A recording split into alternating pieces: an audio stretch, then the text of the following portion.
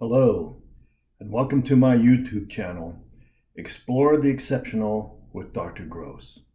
And I'm Dr. Bob Wenzel Gross. This video is from my Reforming UFOlogy series, and it's episode 2. The title of episode 2 is Applying the Scientific Method to the 1947 Roswell UFO Incident. Toward the beginning of 2018, I initiated a preliminary scientific research experiment to help support my position that the 1947 Roswell UFO incident is a weak cornerstone for ufology. For my experiment, I used a variation of the scientific method that had 8 steps. Step 1, I observed. Step 2, I questioned. Step 3, I researched. Step 4, I hypothesized. Step 5, I predicted. Step 6, I experimented. Step 7, I concluded. And step 8, I communicated my results. Let me go briefly through some of the details of each one of those steps. My observation was experimental prototypes of metal-coated polyethylene balloons were being flown in New Mexico during the 1940s. Inflatable spheres with thin metal-coated plastic skins were being discussed and tested by the United States government during the 1940s. Inflatable metalized plastic spheres were employed as A, high-altitude constant-level balloons to detect long-distance sound waves from atomic bomb explosions, and B, passive communications satellites. Next, I developed an essential question. My question was, given New Mexico's long history of aerospace innovation, is it possible that during the 1940s, more than one covert project involving research and development experiments with metalized polyethylene inflated spheres was being conducted in New Mexico? I did the research. My research involved studying both primary and secondary sources. My references included more than 80 documents, most of which were primary sources. After reviewing the literature, I constructed a backward map using select examples from my findings. Here's an abbreviated version of my backward map. By May 1948, polyethylene balloons coated with aluminum were regularly being flown from Holloman Air Force Base in New Mexico. Between January 16, 1947 and July 8, 1947, there were approximately 20 flying discs officially reported. On July 8, 1947, an alleged flying disc was reported to have crashed near Roswell, New Mexico. Project Mogul was being employed as a super-secret operation which involved the use of balloon trains equipped with devices for intelligence gathering. Project Mogul was a classified operation begun by the United States government after the end of World War II to determine the status of attempts to build nuclear weapons. From January 1, 1947 to July 7, 1947, research studies and experiments regarding constant-level balloon sizes, materials, degradation, shrouds, and coatings were conducted by Watson Laboratories and New York University. The materials for these balloons included polyethylene, and the balloon coatings included aluminum. In addition, during 1947, members of Dr. Robert H. Goddard's rocketry team were living and working near Roswell, New Mexico. In 1946, an upper atmosphere rocket research panel was developed to study experiments worthy of being launched into space by V-2 rockets. The panel encouraged the development of prototypes. Also in 1946, the Research Division of the College of Engineering of New York University entered into a contract with Watson Laboratories of the Air Material Command. Under this contract, New York University was commissioned to design, develop, and fly constant level high altitude balloons. The contract required that such balloons be designed so that they could be tracked from the ground using radar and/or radio direction finding. At that time, experts agreed that objects coated with metal could easily be tracked by radar and reflect radio waves as well. In addition, experimenting with aluminum coatings relieved balloon superheating issues. Then in 1945, the initial concept of a passive communications satellite system was proposed by science fiction writer Arthur C. Clarke. Passive communications satellite developers would need Dr. Goddard's rockets to place their satelloons or satellites into orbit. Then in 1941, John Winfield and James Dixon developed polyethylene terephthalate. It was a type of plastic known as PET.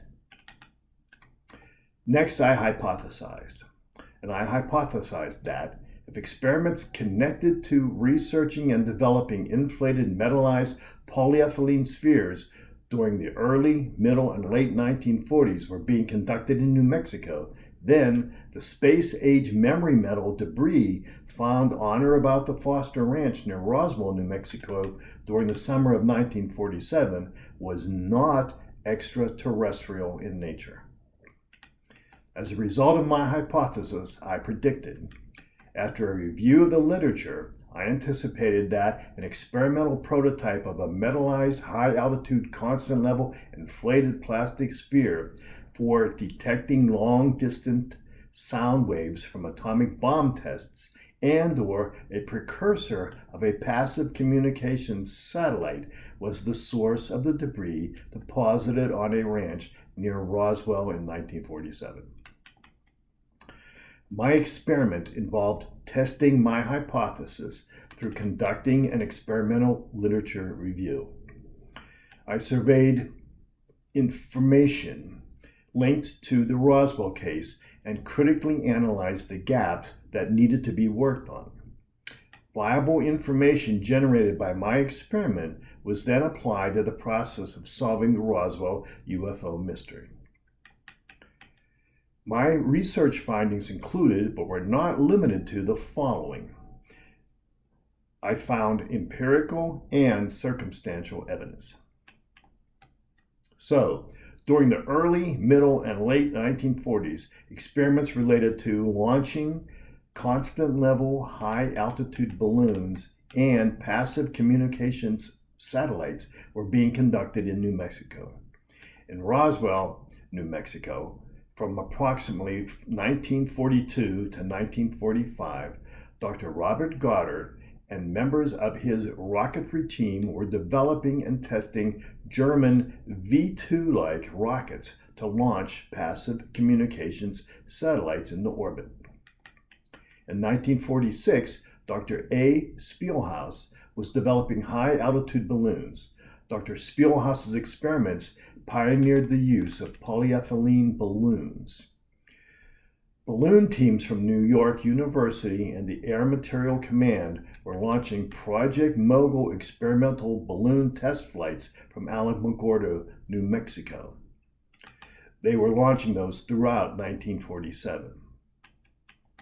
Members of Dr. Goddard's rocketry team were also living and working near Roswell in 1947.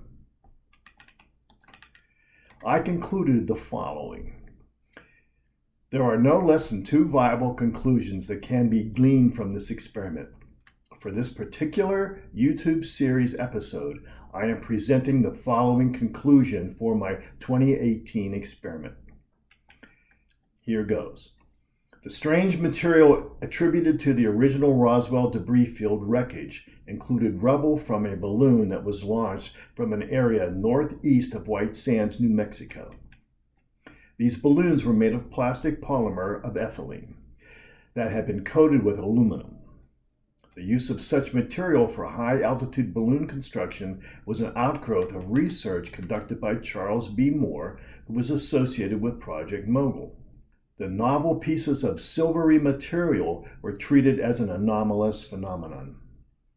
Although the metallized plastic looked like aluminum foil when crumbled, it had the attention-grabbing ability of returning to its original shape.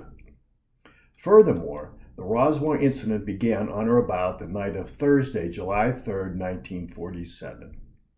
That night, a balloon train service flight, Flight 9, containing a cluster of meteorological balloons, a dummy payload, at least one prototype metalized polyethylene balloon, and reflective radar targets, was sent up from Alamogordo.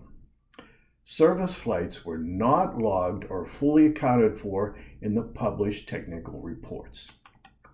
After being launched from Alamogordo, balloons often descended in the vicinity of Roswell, New Mexico.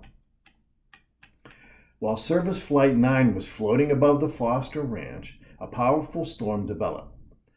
The storm produced strong winds and/or lightning. The high winds from the storm and/or lightning shattered balloons in Flight 9. Numerous fragments of tattered aluminum-covered plastic and other rubble floated down to the Foster Ranch. The foil-like memory metal recovered from the Roswell debris field was direct evidence that scientists had invented a way to effectively coat polyethylene balloons with metal. Shards of metallized polyethylene were included in the debris field. Other materials reportedly salvaged from the debris field that were connected to the 1947 experimental balloon trains included, but were not limited to, pieces of rubber, parts of reflective panels made of balsa wood and heavy reflective paper, purplish pink reinforcement tape imprinted with symbols, and heavy gauge nylon rope. On or about July 5, 1947, ranch foreman Mac Brazel found shards of metallized polyethylene scattered on the grounds of the Foster Ranch. On or about July 8, 1947, Brazel reported that he had found the remains of a flying disc. Then, on or about July 9, 1947, the flying disc claim was retracted. Finally, I communicated my results. In addition to appearing on a podcast during June 2018, I communicated my research findings by making my study available to other researchers and the public as a white paper report on my website. The title of the white paper report is 2 Top UFO Cases Have Obvious Pattern in Common. The name of my website is bobwenzelgross.com. Thank you. And again, my name is Dr. Bob Wenzel Gross, and thank you for tuning into my YouTube channel, Explore the Exceptional with Dr. Gross.